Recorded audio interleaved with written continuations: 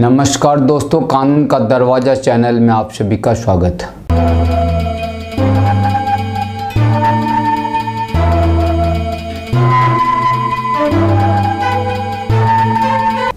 आज के इस एपिसोड में मैं आप सभी को जानकारी दे रहा हूँ।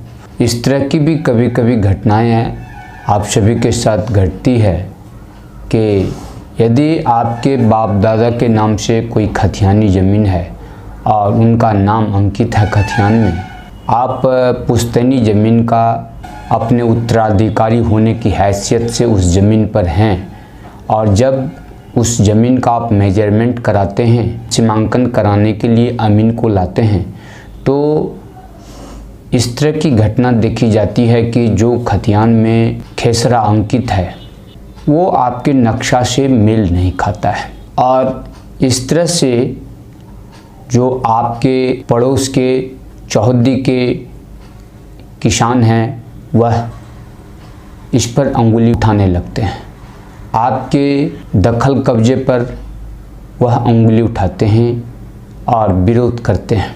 इस तरह की घटना के पीछे आखिरकार क्या कारण हो सकता है कि जिस प्लॉट नंबर पर आप हैं और वह खतियान में है लेकिन नक्शा से उसका मेल नहीं खाता है, तो इसका कारण यह भी हो सकता है। इसके लिए सर्वप्रथम आपको जमाबंदी देखना चाहिए। जमाबंदी का शुद्धि पत्र आप अध्ययन करें कि उसमें आखिरकार क्या दिया हुआ है, किस तरह की परिस्थिति है। अगर खतियान में खेसरा नंबर मेल नहीं खाता है तो इसका क्या कारण हो सकता है। हो सकता है ऐसा भी कि आपके जो पूर्वज हैं वह पड़ोस के किसी किसान के साथ में ज़मीन का अदला बदली किया हो और उसका जिक्र आरएस खतियान में नहीं हो सका हो। लेकिन इस तरह का जो अदला बदली होता है यह अक्सर जमाबंदी में और जमाबंदी के शुद्धि पत्र में यह विस्तार से लिखा होता है। परंतु अगर ऐसा भी नहीं है तो इसका आपको खोज करना चाहिए और जब आप उस ज़मीन पर काफ़ी लंबे समय से दखलकार हैं, आस पड़ोस के कोई किसान उस ज़मीन पर अंगुली नहीं उठाते हैं, उसे अपना नहीं बताते हैं, उस पर किसी प्रकार का दावा नहीं करते हैं, तो वह निश्चित ही आपकी ज़मीन है परंतु उसका प्लॉट नंबर नक्शा से मेल नहीं खा रहा है। इस वजह से भविष्य में परेशानी हो सकती है। कभी कभी ऐसा भी होता है कि खेसरा में जो आरएस प्लॉट नंबर होना चाहिए वो आरएस न होकर के भूलवश सीएस प्लॉट नंबर चढ़ा देता है। खाता नंबर में बदली हो जाती है लेकिन प्लॉट नंबर वही रह जाता है। और जहाँ तक नक्शा का सवाल है तो नक्शा में नया प्लॉट नंबर चढ़ जाता है।